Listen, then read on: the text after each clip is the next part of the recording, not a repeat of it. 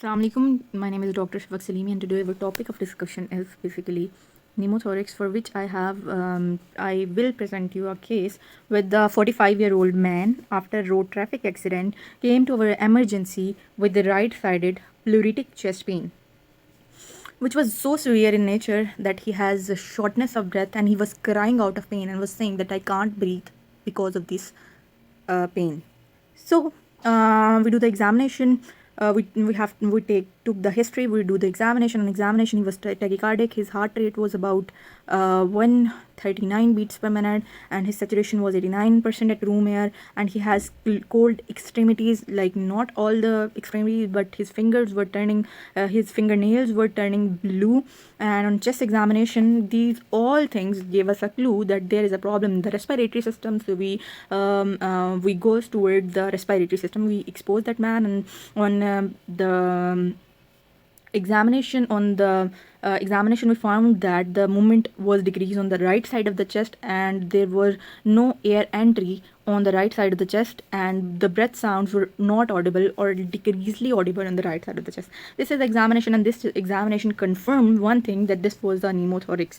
Pneumothorax means that there was air between the visceral and the parietal pleura, and that patient was suffering from the pleuritic chest pain and was not able to breathe on the right side of the chest, and this pneumothorax was not a simple pneumothorax but was a tension pneumothorax, which was compressing the circulatory system also, and because of which he was having the cold extremities. So keeping in view all the scenario and the condition of the patient, we advise the chest x-ray and we shift the patient to the radiology department.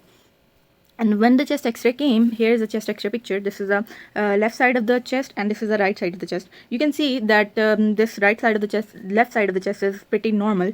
Like the air, it's not filled with so much air. The air level is normal, and there is like vascular markings were visible on this x-ray. Like you can see, here is the visible markings which were quite visible on this left side of the chest, and this is a heart shadow.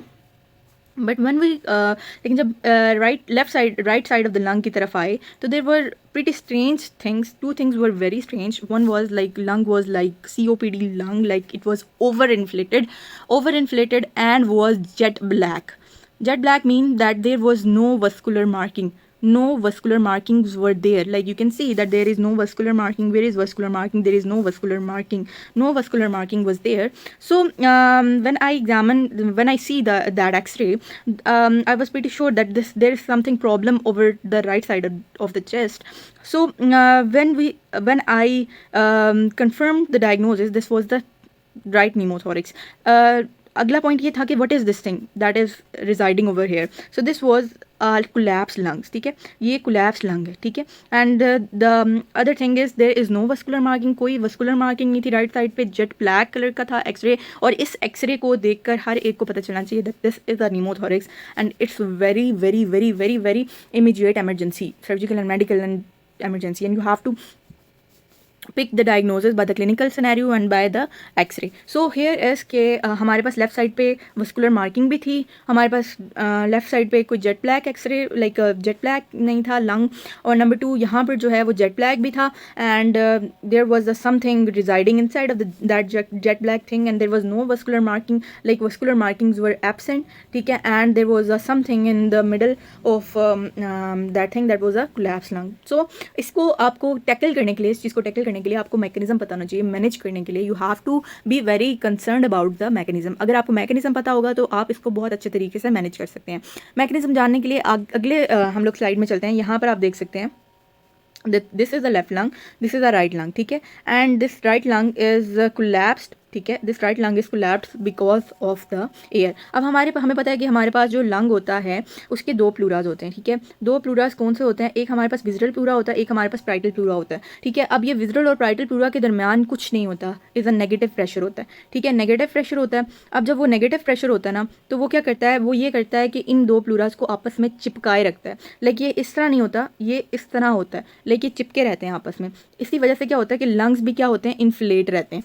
ठीक है, for example due to any injury और due to any like sharp object, जब यहाँ पर आपके पास injury होगी तो यहाँ पर जो आपका नेगेटिव प्रेशर होगा वो ज़्यादा देर तक नेगेटिव नहीं रह सकता, बिकॉज एयर उसके अंदर जो है वो फिल होना शुरू हो जाएगी। और जब उसके अंदर एयर फिल होना शुरू हो जाएगी तो आप ये देख सकते हैं कि अगर ये हमारे पास चेस्ट वॉल है और ये हमारे पास लंग्स हैं और ये हमारे पास विज़रल और पैराइटल प्लूरा के दरमियान एयर फिल हो गई है, तो it will compress the lung inward. ये लंग को इनवर्ड कंप्रेस करेगी, और जब वो लंग को इनवर्ड कंप्रेस करेगी, एज अ रिजल्ट क्या होगा कि लंग जो है वो थोरेसिक वॉल में क्या होगा, कोलैप्स कर जाएगा। ठीक है, विज़रल प्लूरा जो है वो लंग के साथ अटैच होता है and the parietal pleura is attach to the chest wall.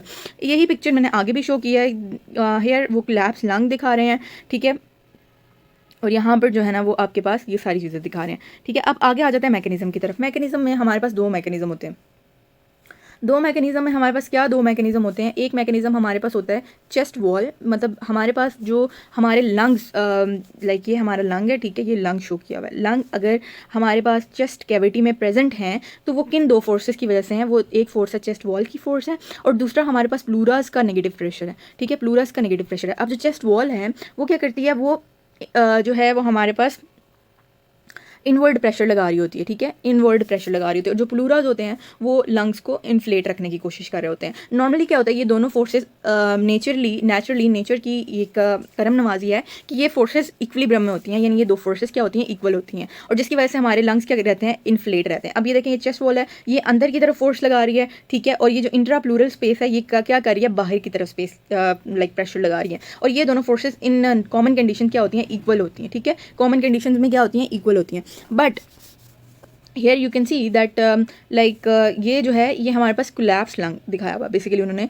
कि ये इनके दरमियान क्या आ गई है, एयर आ गई है। ठीक है, और एयर की वजह से क्या हुआ कि ये वाली फोर्स तो उतनी की उतनी है, बट ये वाली फोर्स क्या हो गई है, कम हो गई है। नेगेटिव इंट्राप्लूरल प्रेशर कम हो गया है। क्यों कम हो गया है, इसलिए कम हो गया है क्योंकि अंदर एयर आ गई है और वो negative intrapleural pressure positive intrapleural pressure में चेंज हो गया, यानी chest wall force is greater than pleural force. तो इसको हम यूँ भी शो कर सकते हैं कि जो चेस्ट वॉल की फोर्स है, chest wall force is greater than intrapleural pressure force, जो नॉर्मली इक्वल होती हैं, इंट्राप्लूरल प्रेशर फोर्स। ठीक है, और जब वो इससे ज़्यादा होगी है तो वो क्या करेगी कि लंग्स को क्या करेगी, लंग्स को अंदर की तरफ, यानी लंग्स को क्या कर देगी, लंग्स को कोलैप्स करा देगी। ठीक है, तो अब हमारे पास इसका ट्रीटमेंट क्या है, अब ट्रीटमेंट यही है कि हम लोगों ने इन दो फोर्सेस को इक्वल लेके आना है। ठीक है, तो अब ये देखें, अगर नॉर्मली हमारे पास ये -5 प्रेशर होता है, ठीक है, 0 एटमॉस्फेरिक प्रेशर है, और उसमें एयर फिल कर गई है, और हमारे पास ये लंग को लैप्स कर गया है, और यहाँ पर हमारा जो -5 था वो 0 हो गया। ठीक है, -5 इंट्रा प्लूरल प्रेशर था, वो डिक्रीज़ हो गया या इंक्रीज़ हो गया टू द 0। ठीक है, 0 पर चला गया है, तो वो क्या होगा कि उसका नेगेटिव जो चीज़ उसको दो प्लूरास को आपस में चिपका रही थी, नेगेटिव इंट्राप्लूरल फोर्स, वो नहीं होगी अब, और जब वो नहीं होगी तो लंग जो है वो क्या कर जाएगा, कोलैप्स, और जो चेस्ट वॉल की फोर्स है वो क्या आ जाएगी, हावी हो जाएगी उस पर। ठीक है, तो हम क्या करेंगे, पंक्चर करेंगे, और पंक्चर करके जो वो 0 पे गया है उसको दोबारा अपने असल पर लाएंगे -5 पे। ठीक है, अब यहाँ पर हमारे पास दो मेथड होते हैं टू डू द पंक्चर। ठीक है, एक होता है हमारे पास टेंशन न्यूमोथोरैक्स के लिए इमीडिएट हम लोगों ने पंक्चर करना होता है, that location is about second intercostal space में mid clavicular line, this is clavicle. ठीक है, और क्लेविकल के बिल्कुल मिडल में this is the mid clavicular line, और second intercostal space angle of Louis के बिल्कुल कॉरस्पॉन्डेंस में आता है, और वहाँ पर जाकर हमने मिड क्लेविकुलर लाइन में 6 गॉज नीडल और पंक्चर करना है, और पंक्चर करने के साथ जो है ना वो हम लोगों ने एयर को बाहर निकालना है, एयर एकदम बाहर जाएगी, और हमारे पास जो है ना ये आ जाएगा, हमारा कोलैप्स लंग दोबारा वापस आ जाएगा, नेगेटिव इंट्राप्लूरल प्रेशर दोबारा से ऑब्टेन हो जाएगा। दूसरा यहाँ पर हमारे पास आता है एक्सिलरी लाइंस, एक होती है इंटीरियर एक्सिलरी लाइन, एक होती है मिडिल एक्सिलरी लाइन, एक होती है posterior axillary line. Interior axillary line में हम लोगों ने पंक्चर करना है। इंटीरियर एक्सिलरी लाइन में हम लोगों ने फिफ्थ इंटरकोस्टल स्पेस में जो है वो इंटीरियर एक्सिलरी लाइन को पहले लोकेट करना है, फिर फिफ्थ इंटरकोस्टल स्पेस को लोकेट करना है।